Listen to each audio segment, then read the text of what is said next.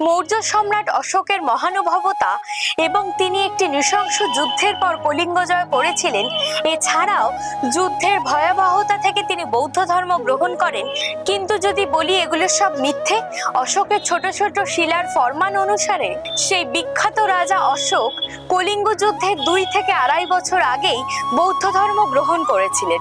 এমনকি কলিঙ্গ যুদ্ধের পরও তিনি তার নৃশংসতা বজায় রেখেছিলেন। অশোকবদানা গ্রন্থে বলা হয়েছে তিনি প্রায় 18,000 অজীবিকাকে হত্যা করার নির্দেশ দিয়েছিলেন। এক জৈন একটি ছবি তৈরি করেন যেখানে বুদ্ধদেব একটি জৈন তীর্থঙ্করের সামনে মাথা নত করে আছেন।